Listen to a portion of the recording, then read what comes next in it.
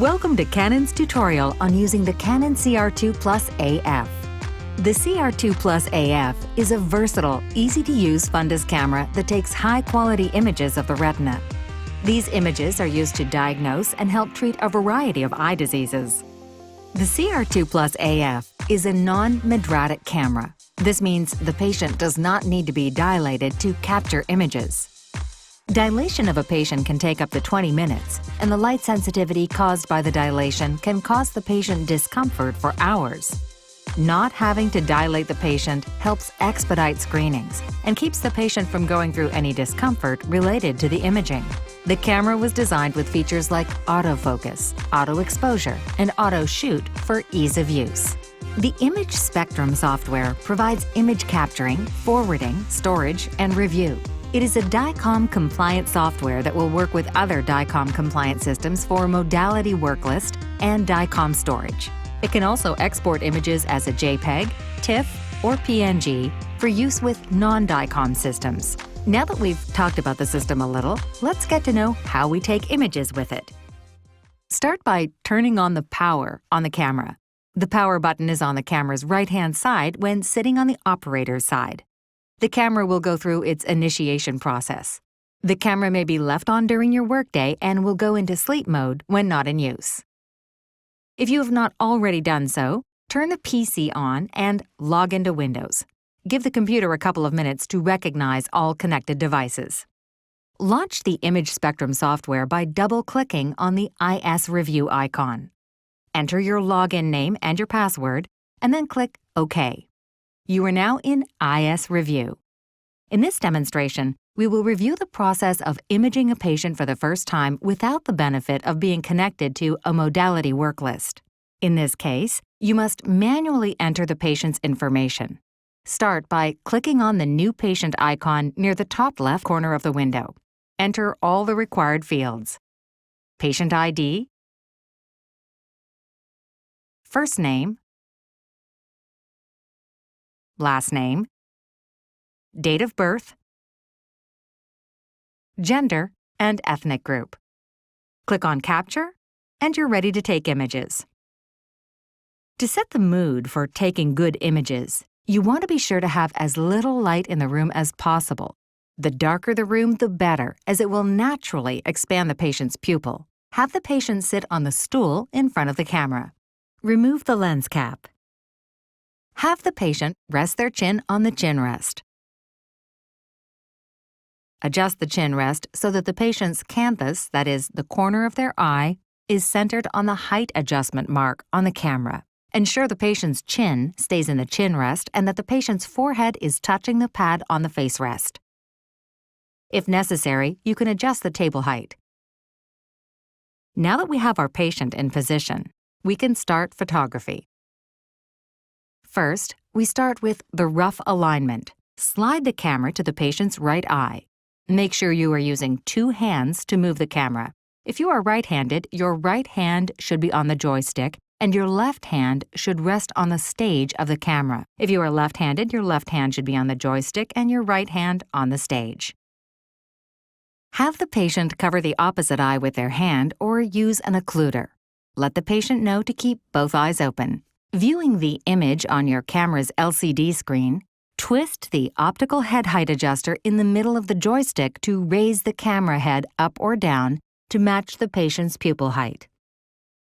The patient's pupil will be split in two. Using your left hand to move the stage and keeping the joystick centered, move forward or backward until the pupil is full. Notice how the camera has two concentric circles. The smaller circle in the center should be over the pupil. This represents a 4 mm pupil size. If the patient's pupil is smaller than this circle, you can use the small pupil mode by clicking on the SP button on the camera's control panel.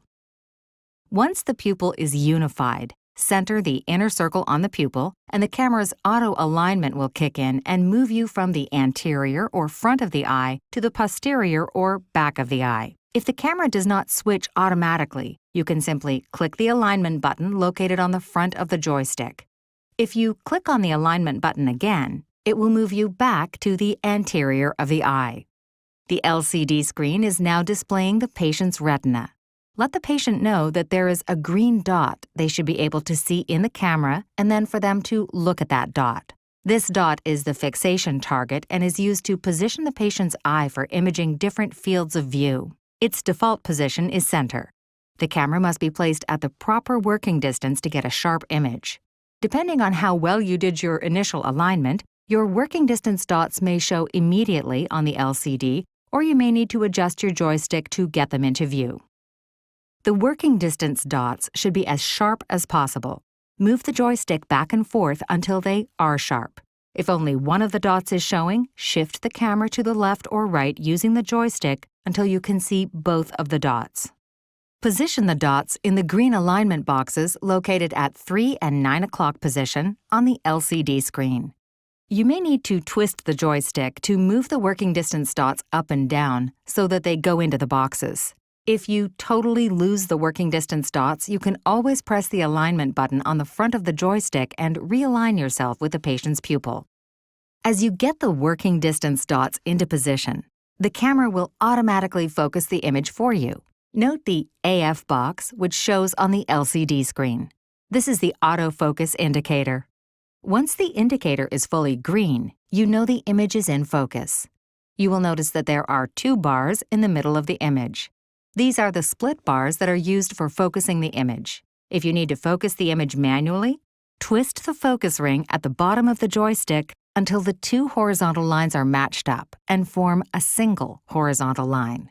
At this point, the camera sees that all conditions are met for a good image, and it may automatically take an image. This is the auto shoot feature. Just like the other auto features, the AS indicator will become fully green when it is ready. If all the conditions for a good image are met and the auto shoot does not take the picture, the image may be taken by clicking on the shutter button on the top of the joystick. You have just taken an image, and it is the central image as we did not move the fixation target. If it looks good, you are ready to move the fixation target so we can image another part of the retina. When moving the fixation target, it is essential to remember that the fixation target moves in the opposite direction of the arrow button you were pressing when viewing it from the patient's side. So, if you want the patient to look up so you can take a superior image, press the down arrow on the fixation target directional pad. If you want the patient to look to the left, you move it to the right. Our next image is going to be superior temporal. While your patient is still in the face rest, let your patient know to follow the fixation target. Align yourself with the pupil, and let the camera take you in automatically, or press the alignment button to view the retina. The fixation target will not move until after you have aligned the patient. Since we are moving the patient's pupil, be sure to adjust the camera's optical head, keeping your working distance dots on the screen so that you won't have to find them later. Using the direction pad, step down until you reach the 3-click max. You should see the patient's retina move as they follow the target. Then click once to the right. Move the working distance dots into the alignment boxes. If the auto shoot doesn't take the picture, you can manually take the picture. Look at your image and make sure it is in focus and you have captured the correct field of view. We are now ready to take the next image, which will be the nasal view. Align yourself with the pupil and let the camera take you in automatically, or press the alignment button to view the retina. Press and hold down the center button on the direction pad. This will bring the fixation target to the center. Press the left button 3 times. Remember to take a brief pause between each press to be sure that the patient is following the fixation target and that you are still aligned with the patient. Get your working distance dots sharp and move them into the boxes.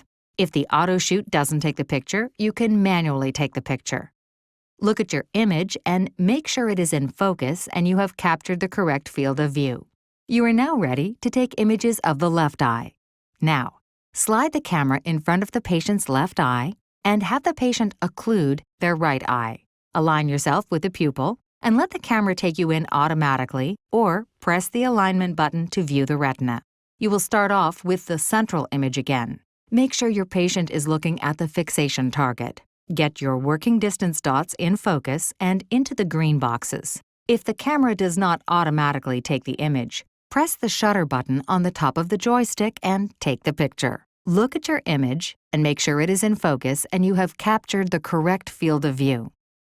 You are now ready to take the superior temporal image of the left eye. While your patient is still in the face rest, let your patient know to follow the fixation target. Align yourself with the pupil and let the camera take you in automatically, or press the alignment button to view the retina. Make sure you can see your working distance dots. Click the down arrow on the direction pad 3 times. Then, click the left arrow once. As before, make sure you are not moving too fast so that the patient can keep up with the fixation target. Get your working distance dots in focus and into the green boxes. If the camera does not automatically take the image, press the shutter button on top of the joystick to take the superior image picture.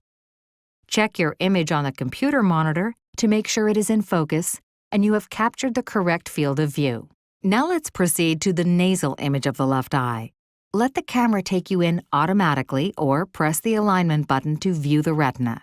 Use the center button on the direction pad to center the fixation target. Press the right arrow on the direction pad 3 times. Ensure that the patient is following the fixation target and that you are still aligned with the patient. Get your working distance dots sharp and move them into the boxes. If the auto shoot doesn't take the picture, you can manually take the picture. Verify that the image is good on the computer monitor. You have completed taking all of the posterior images. It is now time for the final 2 images. The last images are the external or anterior images of the eye. Press the anterior button on the camera. It is located in front of the joystick. Start with the patient's left eye. Center the patient's eye in the camera. Move the camera backward or forward until the reflection of light is a sharp ring. Once the ring is sharp, press the shutter button on top of the joystick. Now, slide the camera in front of the patient's right eye. Center the patient's eye in the camera. Notice the round reflection of light in the middle of the pupil. Move the camera backward or forward until the reflection is a sharp ring. Once the ring is sharp, press the shutter button on top of the joystick. You have completed taking all of the images for this protocol. You can have the patient sit back out of the camera's face rest. Review all of your images. This is what a completed study should look like using this imaging protocol. Delete errant images you may have which should not be a part of the study. Click on the Study Complete button. It is on the right side of the menu bar. The Complete Study window will open. Click Yes on the menu to close it out. This will close out the study and send the images to the configured storage. Now let's review a few examples of typical image issues and what you can do to correct them. This is an example of an image where the patient moved, and the image is now showing the edge of the pupil. Always be sure to instruct the patient to stay fixated on the fixation target. This image shows the patient's eyelashes. You warn the patient when you are about to take an image and instruct them to open their eyes wide. In this image, the patient has small pupils. Reduce light in the room as much as possible and have the patient close their eyes for a minute. Using the small pupil tool may also help. This is what an image will look like if the working distance dots are not sharp. The photographer is too close and the image is not of good quality. This is an example of an image with some artifacts from a dirty lens. Be sure to keep the front lens clean. Keep the front lens cap on the camera when the camera is not being used. You will inevitably need to clean your front lens at some point. To clean your lens, begin by placing a black cloth over the lens of the camera. Bring the fabric forward until the LCD is all black. Adjust the focus until the ring in the center of the screen is sharp. This will help you see what is on the front lens. For the next step, Canon only recommends using denatured alcohol and lint-free wipes such as Kim wipes. Wrap a clean, unused wipe around your index finger. Moisten the end of the wipe with denatured alcohol.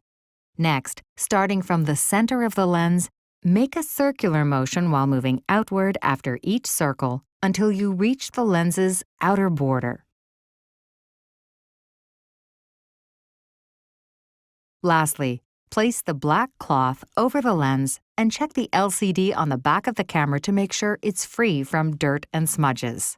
Repeat these steps if necessary, always starting with a clean, new wipe. Learning a new instrument takes practice. so be sure to practice with the camera to perfect your skill. If you have any questions or require technical support, please call our support team at 833-521-3937. Thank you for joining us and choosing Canon.